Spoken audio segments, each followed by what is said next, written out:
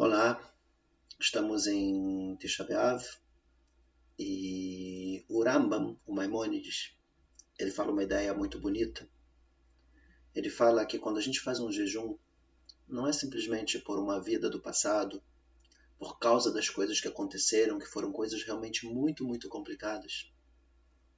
Mas ele fala que o principal motivo do jejum é uma reflexão. E que a gente precisa entender que se a gente ainda não está bem, se a gente ainda não está em paz, se a gente ainda não tem o nosso Beit HaMikdash, é porque a gente não consertou ainda o erro que os nossos antepassados erraram.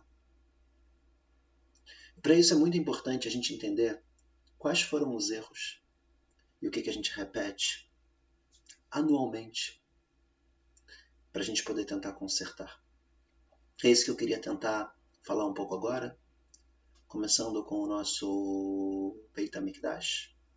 O primeiro templo ele foi destruído por causa de idolatria, relações proibidas e assassinato.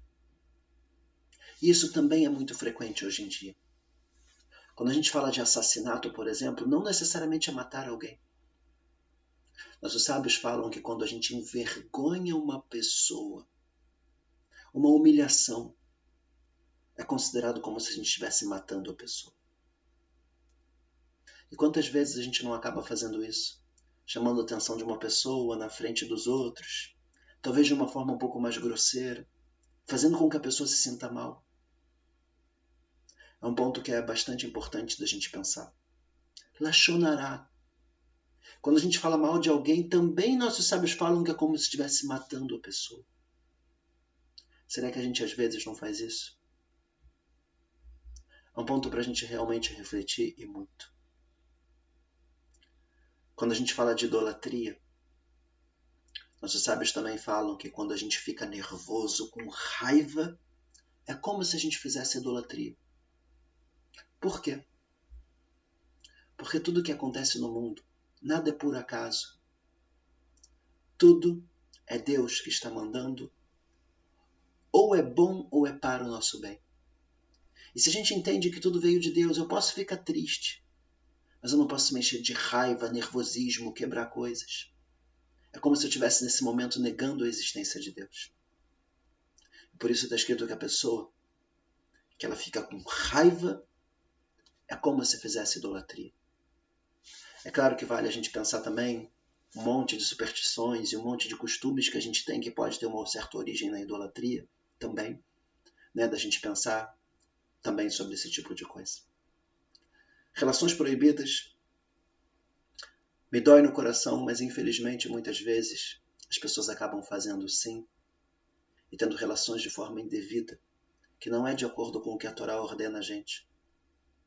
E de acordo com a Torá, a gente precisa pensar muito antes de fazer algum ato indevido. Não é à toa que o Brit Milá é justamente nesse órgão para a gente tomar muito cuidado de utilizar ele da forma correta, com uma mitzvah. Depois do casamento, é uma das maiores mitzvot que tem quando a gente usa o nosso Brit Milá da forma correta. Mas quando a gente usa de forma indevida, Deus nos livre com todas as traições e todo o adultério e todas as coisas erradas que tem por aí.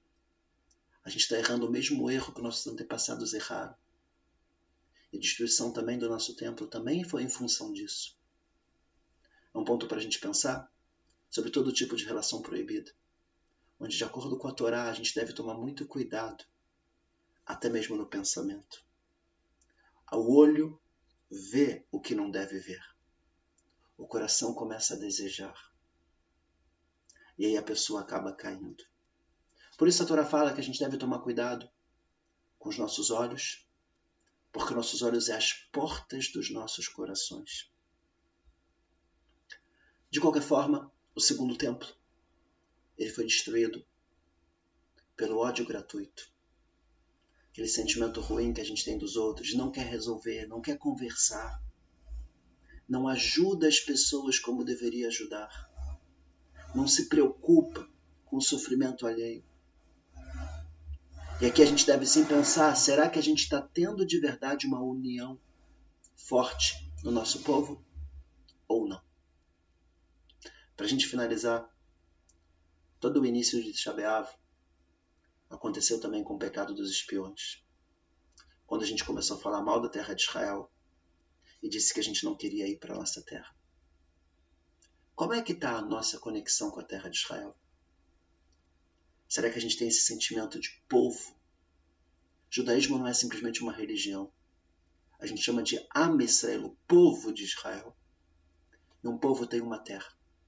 A terra Deus nos deu. Será que a gente entende de verdade que é a nossa terra? Será que a gente reza e pede pelos judeus que moram em Israel, que estão passando por dificuldades? Será que a gente entende que lá é o nosso lugar e que a gente vai, que se não agora, muito em breve, ou no momento que seja possível, que a gente vai voltar para a nossa terra? Ou será que a gente fica falando mal, exatamente igual aos espiões? Eu acho que a ideia aqui é muito bonita. O dia desse jejum é um dia de reflexão.